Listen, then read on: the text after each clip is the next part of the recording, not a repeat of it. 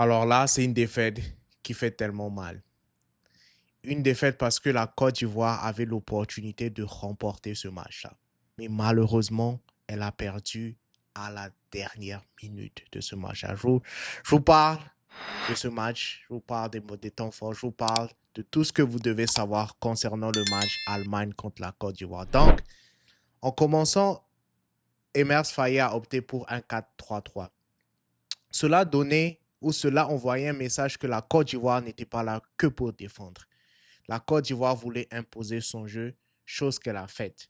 Si vous regardez le match dès l'entame du match jusqu'à la 15e minute, la Côte d'Ivoire vraiment faisait jeu égal en termes de possession avec l'Allemagne. Les Ivoiriens se retrouvaient, de bonnes combinaisons étaient faites, mais après la 15e minute, les choses ont un peu changé. Les Allemands commençaient à dominer un peu. Cette domination-là s'est concrétisée par une faute. Puis, si vous regardez un peu le match, vers la 20e minute, les Allemands ont marqué, mais cela a été annulé parce que c'est une faute. Maintenant, d'autres diront que ouais, mais non, non, non, c'est une faute. On voit bien que Polovic a attrapé la main du gardien. Et donc, cela a été une faute et donc cela ne compte pas comme étant un but. Mais je vous dis que la pause a fait tellement du bien à l'équipe de la Côte d'Ivoire. Après la pause, parce que bien avant la pause, donc de la 15e minute, juste avant la pause, pour se rafraîchir un peu, les Allemands dominaient carrément. Mais il faut dire que les Allemands ont dominé, oui, certes, mais de manière très compliquée. Parce que si vous regardez le match, il y avait très, très peu d'espace. Donc, ce que les Allemands ont fait, c'est qu'ils devaient se trouver ou bien faire se retrouver dans les petits espaces que les Ivoiriens les ont donnés. Mais cela a été très, très, très difficile. On a vu Moussiala presque inexistant dans ce match-là, à part une frappe qui n'a même pas été cadrée. Mais en tout cas, concernant le plan de jeu, il y avait un très bon de jeu au début de ce match-là. Mais au retour de cette pause-là, les Ivoiriens sont revenus très dominants. Vous avez vu Diomandé, il a débordé, il a centré. Amad se rate, mais derrière ses buts à la 30e minute. Mais ça, c'était vraiment beau. Voilà, après, voilà, les Ivoiriens ont continué à quand même imposer un rythme de jeu. Ils étaient vraiment très solides défensivement. C'est vrai, mais il y a eu quand même beaucoup de déchets techniques lors de certaines passes, mais pas tellement de déchets techniques comme on l'a vu avec d'autres équipes africaines. Il y avait très peu de déchets techniques. Donc, à la pause, c'était 1-0. La Côte d'Ivoire menait. Et donc, à la reprise du match, la Côte d'Ivoire a continué de faire un beau jeu, mais après, ils se sont un peu relâchés. Et je pense que le tournant du jeu vient à la 60e minute. À la 60e minute, le coach allemand décide de faire sortir Moussiala, qui n'a pas eu un bon jeu, Sané, qui n'a pas eu un bon jeu, et puis Povacic. Il les a fait tous sortir et il a envoyé Udov et deux autres joueurs que je retiens, je ne sais pas vraiment, j'ai oublié leur nom. Mais voilà, ça, c'est les changements qui ont vraiment changé le match. Il les a envoyés et puis 7 minutes plus tard, égalisation de Udov. Égalisation et puis là, vraiment, les Allemands ont repris confiance. Ils ont repris confiance. Même les gens qui étaient dans les tribunes commençaient à chanter. Mais j'aimerais dire quelque chose en ce qui concerne la deuxième mi-temps. Amad a joué, il a eu une meilleure seconde mi-temps que la première mi-temps. La première mi-temps, pardon, il était presque inexistant. Je ne sais pas pourquoi la balle ne lui parvenait pas tellement. Mais en deuxième mi-temps, il a eu un meilleur jeu.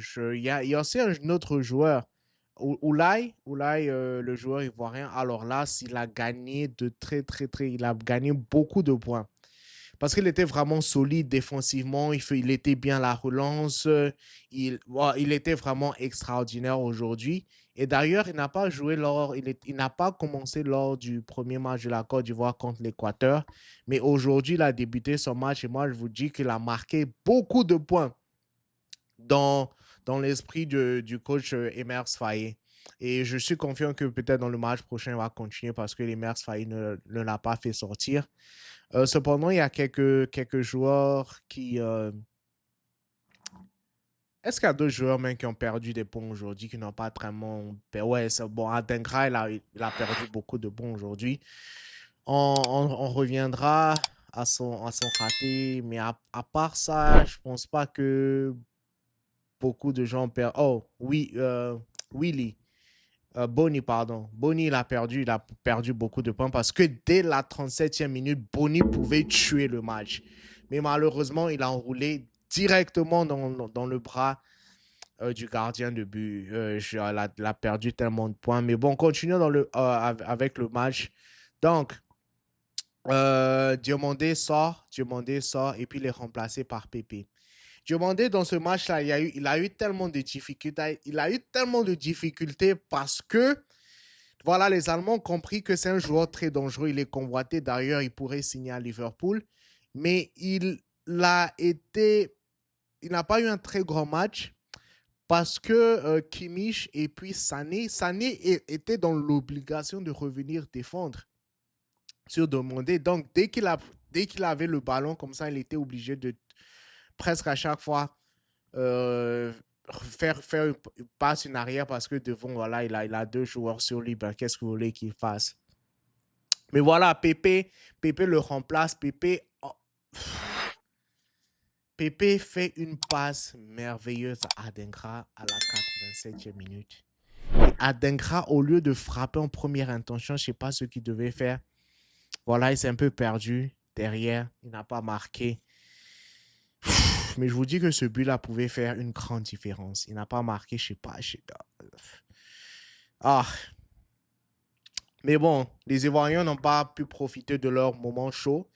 Et puis voilà, derrière, ça se paye cash avec les Allemands. Ça se paye cash dans l'état additionnel où Doff encore pas position d'hors-jeu. Je pense qu'il a été oublié parce qu'après, derrière, les pieds commençaient à devenir lourds côté ivoirien. Et voilà, derrière,